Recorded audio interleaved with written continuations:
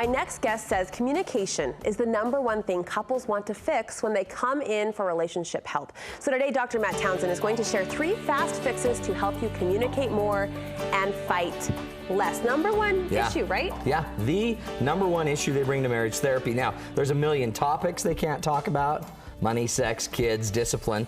But the big problem is they can't talk without it turning ugly. Without fighting. Without fighting or without cold shouldering. We'll get to all of them. There's a lot of fun little tricks we use. Well, let's jump in. Yeah. If there's an actual problem, you say it's really not the problem. They think that it is. That trips couples up. We have to focus on smoke, not fire. No, we end up focusing on the smoke. That's the problem. The fire's the problem. None of us get down to the real issue underneath the problem. So we want you to learn to cut through all the smoke. The smoke is everything that irritates, that annoys, that makes it hard to breathe, that makes you want to leave the conversation or sometimes the marriage. None of the stuff you fight about is the real stuff. Down below, I've taught it here a million times, 7 basic needs that need to be met. Safety, trust, appreciation, respect, validation, encouragement, dedication. I always get nervous one day you're going to quiz me on those 7. I totally will. No, and you know I'm listening. So give us an example of fire versus smoke then, an example you see play out commonly in couples. We fight about how much money you're spending, and I can't believe, how much did you spend on the purse? That's ridiculous. Nobody needs a $400 purse. It's not a purse, it's a bag. Oh, really?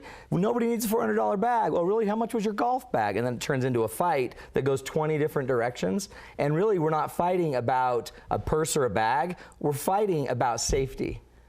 I don't feel safe when we're spending money like that, and I don't feel respected when you tell me what I buy is stupid. So it's a respect issue and a safety issue, and I'd rather that we go right to those issues, talk about safety and respect, and not fight about what's a bag. That's a good example. Make sense? That's a great example. Do you find couples spend most of their time, their energy, their arguing, focusing on the problems rather than the solutions? We'd rather talk about what we don't like, where our negative energy is, and we focus so much on the problem that we never get to the solution. And I've never seen a marriage improve simply knowing how jacked up we are.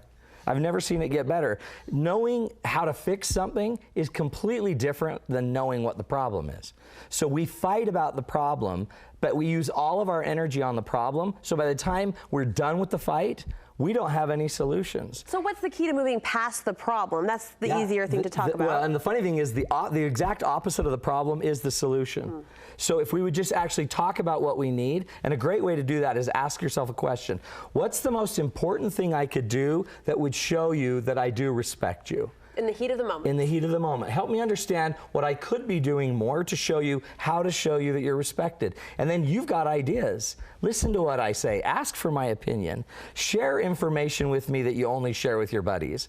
That shows me you respect me. So it's not that he has to come up with a solution on her behalf or she has to come up with a solution on his behalf. You're turning to your partner, to your spouse, and letting them provide what they need. And say, this is more what I'd like to see. Instead of telling me what you don't want to see, which is hard for me to fix, tell me what you want me to do. You say there are 2 different kinds of problems, though, solvable and perpetual. This comes from John Gottman, one of the greatest researchers in marriage and family. He found out that there are about 70% of our issues in a marriage are solvable.